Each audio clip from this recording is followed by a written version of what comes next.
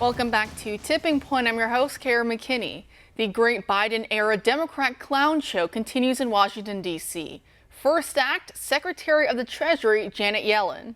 The critical thing is that we become more dependent on the wind and the sun that are not subject to geopolitical influences, and passing clean energy credits that will boost non-renewables is, I think, really critical to addressing climate change and our energy costs for households. So much lunacy in a 30-second clip. We can't control the sun and the wind, Madam Secretary. So how does relying on them make us independent? Also, since when is it the Secretary of the Treasury's job to expound on climate theory? The next clown show act is Michigan Senator Debbie Stabenow. Take a listen. I do have to say, just on the issue of gas prices, after waiting for a long time to have enough chips in this country to finally get my electric vehicle, I got it and drove it from Michigan to here this last weekend and went by every single gas station, and didn't matter how high it was. And so I'm looking forward to the opportunity for us to move to vehicles that aren't going to be dependent on the whims of the oil companies and the international markets. I'm sure I speak for the good people of Michigan when I say we're looking forward to the day we're not dependent on the whims of Democrat politicians such as yourself. The average cost of an electric car is $56,000, Senator. The average household income in your state is about $59,000. Electric cars are not affordable, but gasoline was and can still be before you and your ilk took over. And so the clown show continues. Recently, Team Biden and the EPA decided to blend more corn-based ethanol into gas in an attempt to lower prices. But yesterday, Forbes ran an editorial saying the math doesn't exactly pencil out on that, and using crops for energy will only exacerbate high food prices. The incompetence and stark disconnection from reality on display by these Washington Democrats would be comical if they weren't causing so much damage. Yesterday, the World Bank issued a report warning of a possible global recession. And experts say green energy policies that are currently in vogue are going to result in rolling blackouts around the country this summer. Joining us now to discuss is the president of the Heartland Institute, James Taylor. Thanks for being here tonight, James. Thanks for having me on, Kara. Great. So recession seems imminent. What does that mean for the average American, and how might we prepare for that? Well, it means a lot of unnecessary economic pain.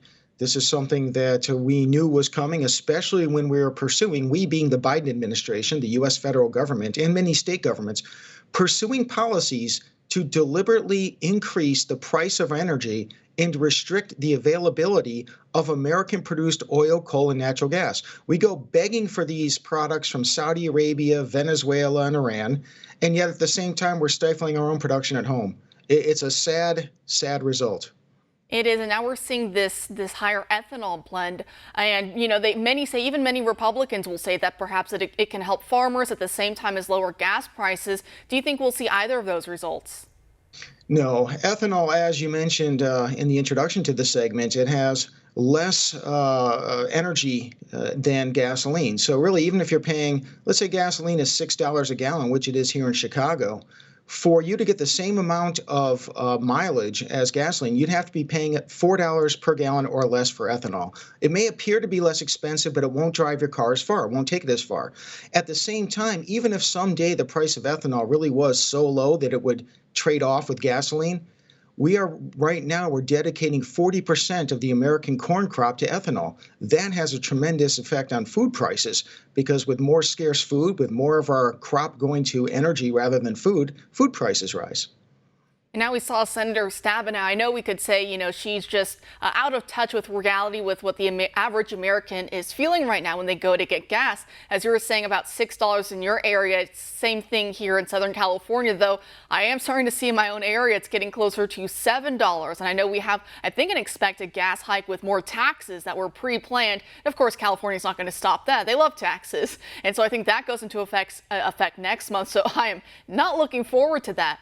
But I think perhaps maybe the bigger point with the senator is that she almost looks at like it's our fault that we haven't, gotten the message, the memo, and that we are, as highfalutin as she is with her fancy new electric vehicle. And it's almost that it's our fault that we've fallen behind, I guess, in this great transition period that the Biden administration wants to move us away from fossil fuels and towards whatever their strange new green energy deal feature would be. Do you think perhaps that's kind of where she's coming from, that she can look down her nose at all of us who are being really hurt by these prices? Well, she's crawling out of the clown car of idiotic energy policy. Listen, it costs more than 50% more for an electric vehicle than for a conventional vehicle.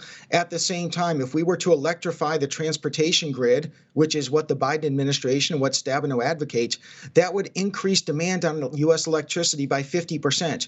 Energy economists and energy engineers are telling us we are facing rolling blackouts this summer because we don't have enough electricity. We don't have enough in the grid. What if we're going to increase demand 50%? That makes things even worse.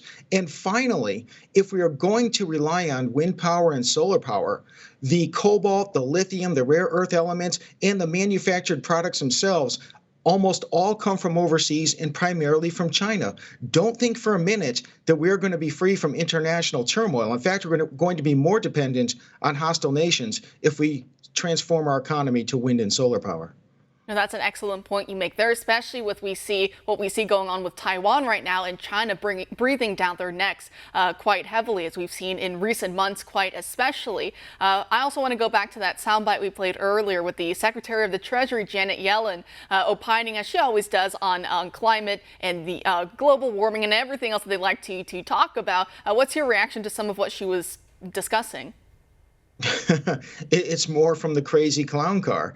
And when she talks about being dependent upon American energy sources and the resiliency, first of all, wind and solar power don't respond to consumer demand.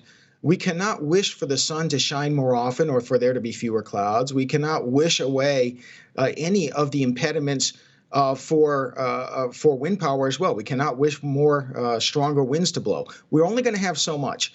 And the reason why we're facing energy shortages this summer, and mark my words, we are going to have rolling blackouts in this country, it's because the Biden administration is deliberately shutting down nuclear, coal, and natural gas power plants. And like you were saying earlier, this isn't some hypothetical that we're saying, oh, it could maybe happen this way. We've seen it play out already in countries like Germany, where a lot of their shortfalls from some of this wind and solar has to be met with coal, actually. And also we see it in California as well, as you were mentioning earlier. We used to be one of the biggest oil producing states in this nation, and perhaps even leading in the world. And now look at us. We're closing down all of that. We're even closing down nuclear, as you were saying.